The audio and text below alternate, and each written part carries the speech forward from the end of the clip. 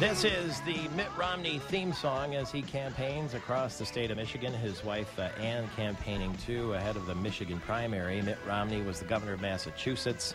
His father was the governor of Michigan. His father ran for president, too, if you remember, back in the day. And Governor Snyder yesterday gave his endorsement to Mitt Romney, did so together on the stage with him. And Governor Snyder had an op-ed piece in yesterday's newspaper. And also on the stage, Governor Snyder gave his reasons why Mitt Romney should be not only the GOP nominee, but the next president of the United States. We have the right man here to help lead our country, but there's a special bonus. He was born and raised a Michigander. He understands our state. He's one of us. You know, we've never elected a Michigan native president of the United States. Now, President Ford was from Michigan, but he wasn't elected. He was put into office when President Nixon resigned. So we have the chance to now. A lot of people remember back when I was the producer for J.P. McCarthy, who was the Hall of Fame radio host in Detroit. I got the chance to meet George Romney on a number of occasions, Mitt Romney's father. And the first time that I spoke with Mitt Romney was about 4 years ago. And when he came on the program, these were the first words that he said to me. Thank you, Michael. Good to be with you and to be with somebody who knows the big names in Michigan. J.P. McCarthy, Dick Burton. You've worked with the great ones. Well, Mitt Romney's the big name in Michigan now and all the way up to the Michigan primary. Welcome back to the state, Governor. Michael, good to be with you again. Thanks so much. Welcome home indeed. I know that you're a politician who keeps his promises, right? Well, I sure hope so. Good, because I want to just remind you here in this little audio clip that when we talked 4 years ago, you might not remember this, but I'm sure you do. I'm sure it's on the top of your docket every day. But you made this little promise to me, and I'm going to play the clip for you and get your reaction, all right? Here it is. Just in passing, if you are elected president of the United States, what shot have I got at being named U.S. ambassador to Ireland? Well, with a name like Michael Patrick, I think you got a pretty good shot indeed. My fingers are crossed then. Thank you very much.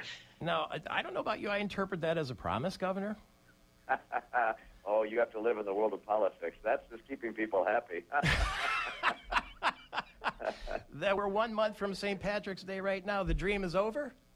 Well, you know, you never know. You never know. Hey, but I got to tell you one thing that you probably didn't know about Gerald Ford. He was a Michigander, but he was not born in Michigan. Oh, is that right? No, he's born in Nebraska. If I were lucky enough to be the elected president, I would be the first president ever born in Michigan. How about that? That's fantastic stuff. Now, if you were to bring a world leader, if you get your president, you're going to bring a world leader to Michigan for a summit, let's say, because you were born here. Would you rather take him to Mackinac Island or Lafayette, Coney Island in downtown Detroit? Well, I think I'd probably be headed towards Mackinac for that kind of a summit. There's so many beautiful places in Michigan, but I always have a special feeling on my heart for the lakes. And so whether it's down by Detroit and Grosse Pointe or whether it's all the way up north by Traverse City and Mackinac, I probably wanted to see the lakes. And we can always get the Coney shipped in. That would work out just fine, too loose. My favorite meat, Michael, my favorite meat is hot dog. I try not to eat it very often, but I must admit I do love the Coneys. See, I bet you nobody's asked you that on this presidential campaign yet, have they? That's true. Do you think it'll be harder being president of the United States or running for president of the United States? Because it looks to us grueling. Well, you know, a former president of the United States said that physically it's more demanding running for president because you're going from place to place to place. I mean, since Christmas, I have slept in my home bed one time. So it's pretty demanding. On the other hand, I think the responsibility of being president and making the decisions that you have to make, that's got to be an aging process, unlike anything else. Yeah, well, I mean, you can see every president that goes into office, even President Obama, looks like they're 14 years older after only 4 years. Are you prepared for that? Well, I'm really concerned about the country, and I'm concerned about so many families that are really hurting right now, and I think I know what it takes to get this economy going again. So I know there's a sacrifice that's made in service, but you know the people who are making the real service right now are men and women in uniform. They're the ones who are the ones to look up to and thank for their sacrifice. Speaking of that, does it worry you a little bit that there's so much talk about the economy that we tend to forget that we are living in what is now a very dangerous world?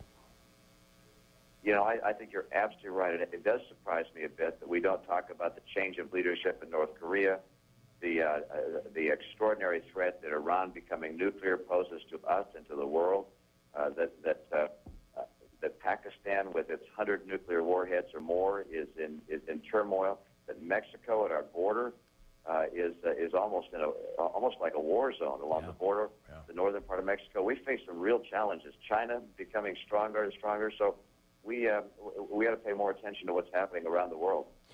Let me ask you this in the last minute and a half or so that we have. If the Obama campaign strategy is to say two things, General Motors is alive and Osama bin Laden is dead, I deserve re-election, how will you combat that as the nominee? Well, there's not any president that wouldn't have killed Osama bin Laden as soon as we found him. So, I'm glad this president gave the order to go ahead, but it's nothing that distinguishes him. And with regards to General Motors, my view was the one that finally the president took, which is that General Motors needed to go through a managed bankruptcy. And but instead of giving it to the UAW, I would have let the bankruptcy court determine who the owners should have been of General Motors, and that would have been the American people. The shares should have gone to the American people, not be held by government and the UAW. Yeah, I mean, there are people who, the news came yesterday that General Motors had record profits last year, but that was not without expense to certain people.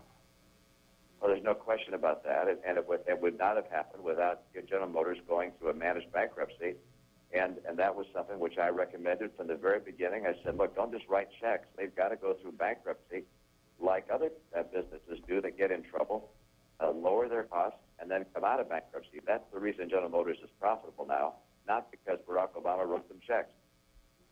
Thanks for the investment. By the way, we talked to David Brandon the other day, the University of Michigan athletic director, and he reminded us that you were the one essentially who put him in charge of Domino's Pizza. We know the turnaround they had there. Your investment in Michigan is well documented, and I hope you're getting a warm welcome here, and we sure appreciate the time this morning.